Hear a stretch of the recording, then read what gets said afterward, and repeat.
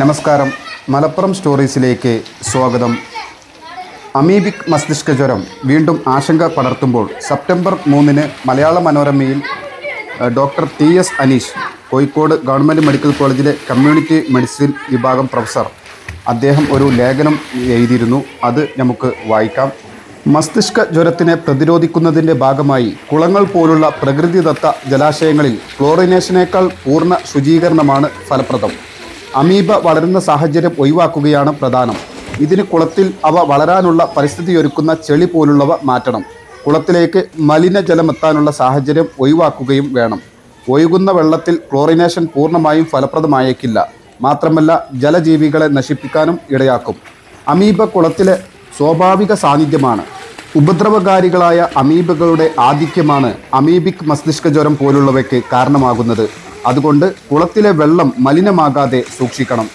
വിസർജ്യത്തിലൂടെ വെള്ളത്തിലെത്തുന്ന ഈ കോളി പോലുള്ള ബാക്ടീരിയകളെ ഭക്ഷണമാക്കുന്നവയാണ് അമീബകൾ. ഈ കോളിയുടെ സാന്നിധ്യം വെള്ളത്തിൽ കൂടുതലുണ്ടാകുന്നത് അമീബകൾ വർദ്ധിക്കാനിടയാക്കും. വീടുകളിലെ സെപ്റ്റിക് ടാങ്കുകളിൽ നിന്നുള്ള വെള്ളം കുളത്തിലേക്കോ കിണറ്റിലേക്കോ എത്താനിടയുണ്ട്. അഴുക്കുചാലിൽ നിന്നുള്ള വെള്ളം കുളത്തിലോ തോട്ടിലോ പുഴയിലോ ഒക്കെ കലരാം.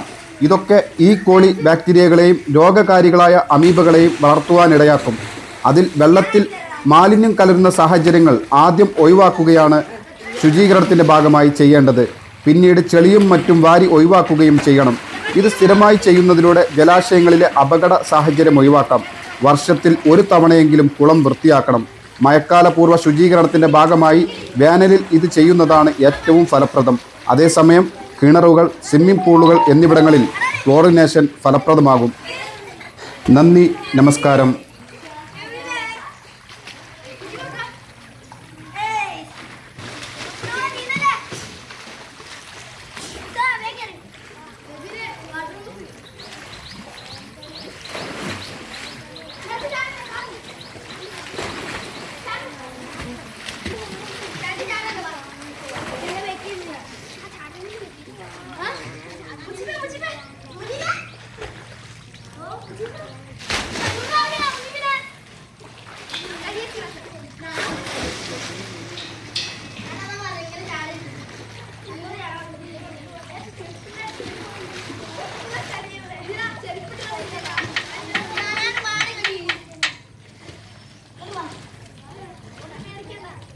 ഏ 10 വരെട്ടാ അച്ഛൻ ഇറങ്ങാണ്ട് വിളിച്ചായി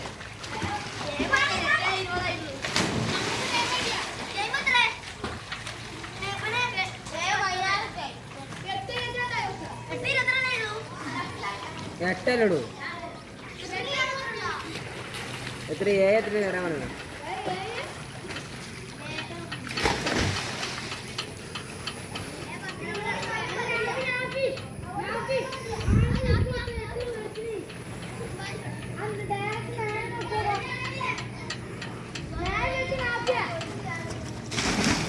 Yeah.